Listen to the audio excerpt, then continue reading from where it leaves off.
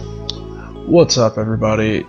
I'm Sosuke the Bro, and today I'm here to talk about a series that means a lot to me and recently has gotten a game announcement, and that is Megaman. Now, the Megaman series has always been close to my heart and has been something that's really driven me to be a gamer. Hell, one of the very first games I played was Megaman X4 on the GameCube's Megaman X collection. It's been a couple of years, and Tony, you'll have to forgive me for that, but the series has always been something that's been like a beacon of hope. But as of late, Capcom has started to show interest in Mega Man again, which is a little odd to me, but that might be because Marvel vs. Capcom Infinite kind of was shot in the back before being sent out to, its death. I will admit the game did have potential and promise, but I think it had to do with the delivery of it, but that's not what we're here to talk about. Today we're here to talk about the Mega Man series and the future of it. With the announcement of Mega Man 11, I do believe that if the game does well, we do have possibility for an X9, a third ZX game, a new entry in the Battle Network timeline, maybe Legends 3, but that's pipe dream. But let's talk about some of the most important things, and that is where Mega Man can go forward from Mega Man 11. Now, I've always been a big fan of the idea of a Mega Man MMORPG, Mega Man Online, which is something I was very interested in when I first started hearing about it. I think I was in middle school at the time, and I remember looking up footage of it and I was like, oh my god, a Mega Man MMO game, this is gonna be great. And then it got shut down and I was just like, oh, that sucks. That sucks hard. And I remember seeing gameplay of it like, oh, this is gonna be it. This is gonna be the thing. It's gonna bring Mega Man back, but it never happened. Then I remember wondering, how would that work nowadays? Well, I would say drop like the whole multiple universes colliding in on itself. Now don't get me wrong, I do love that, but the way they handled it was you were a copy bot, basically, I believe so, and you took the properties of different Mega Man characters. Zero, X, Classic Mega Man, and I think one of them was Duo. I don't mind that, don't get me wrong, but it felt a little lazy separating Classic Mega Man from regular Mega Man. Yeah, I believe they have two different things, like X is built with the Energy Equalizer, Dash Boots equipped. I think he had a little more defense, like he was a little more defensive and tanky compared to Classic Mega Man, who had like all around balanced stats. I can understand a copy bot being based off of Zero or Duo, because Duo, giant arm, he really can hit hard. At Zero, almost at X. Zero, he has a saber, quick combos, can really chain moves together. Now I wanted them to expand on that in a way of, let's see, you are a copy bot, yes, but you can use different weapon types. Like you can use the dual pistols like Axel, saber like Zero, the D-Glaive, X a buster shot. Many different things that encompass the different Mega Man characters. Someone like Phantom's Shuriken, and I think it's Kunai Toss as well, from the ZX series / Zero series.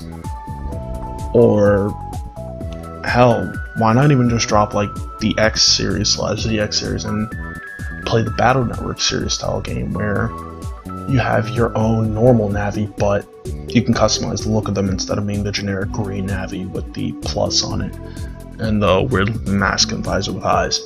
Now don't get me wrong, I do love the look of normal Navis.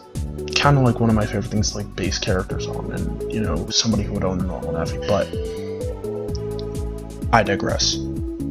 Going into the idea of a Mega Man MMO, I would say they would have to handle it with the Battle Network style, where people can build 30 chip folders and battle each other, battle viruses, do events online, and things like that. Because the Battle Network series is like very linked through the internet, and that's always something I thought that would be, very connected to like an MMO, but we never got that. A series that really handled the concept of an MMO, but you play through it, is the Dot Hack series, and if they were to do that, I'd say like there's the online mode where you interact with other players, you do quests, story quests for characters, story quests from the manga, the games, the anime, and even like event quests where you fight like a giant boss like the Psy Beasts, Falzar, Gregar, and I know he's not a side beast, but Gospel fights Serenade as well, and a bunch of other characters.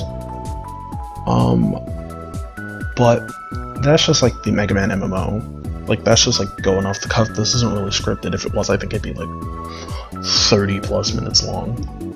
But let's talk about something else, and that is the possibility of an answer as to how Dr. Wily, like, what did he do once he got out after Mega Man 10? Because after Mega Man 10, he left the Robo-Enzavirus. But the question is, why do something like that?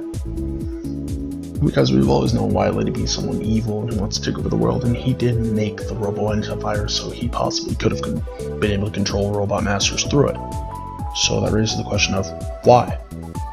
Maybe we'll get an answer in 11? Maybe through a possible playable base chapter? Or a playable Proto Man chapter? You never know. Right, about that. Playable characters in Mega Man 11. This is one thing I've been wanting for a while, and that's the ability to play as Roll and Proto Man, but in that style, because the last time we got to see them in 2.5D, I believe, was in Powered Up, and that was it. And Roll only could use her broom, but she had costumes, but I don't think the costumes changed what weapon she used. She only used the broom.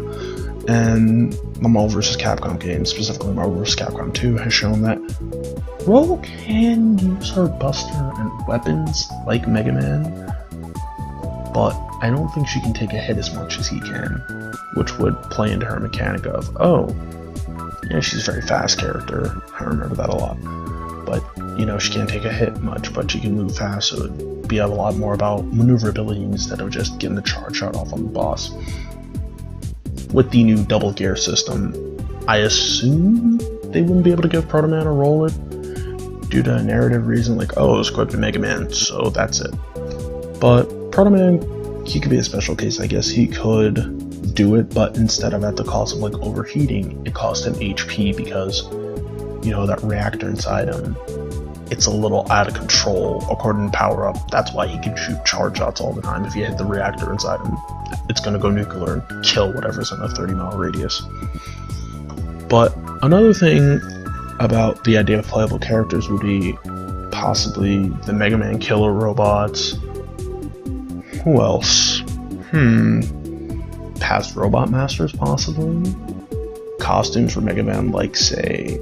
Well, no, I wouldn't say costumes for Mega Man, because it looks like his abilities give him new costumes, like how, from what we saw, Brickman will allow him to change his color palette from the usual darker blue on top of light blue. It'll go from gray to a teal color with like a brick aesthetic for the helmet and right hand, which I think was a really good idea. But I wouldn't mind seeing something like that. I don't really know what else to talk about. I'm just kind of going off the top of my head right now, staring at my computer screen, recording Audacity. But yeah, I think that wouldn't be everything. I would like X9 to happen, because the last thing that happened in the X series was, well, canonically, because apparently Command Mission isn't canon, but kind of sucks because I wish it was. It seemed like it could have been X9. The last thing that happened in the X series was, after the fight with Lumine at the end of X8, Axel gets his head cracked open, like the gem on his head cracked open by something that sprouts out of Lumine. Vines, roots, tentacles, whatever, pops out of Lumine, pops in the head. And at the very end of the game, X and Zero are riding down the elevator, the Jacob elevator.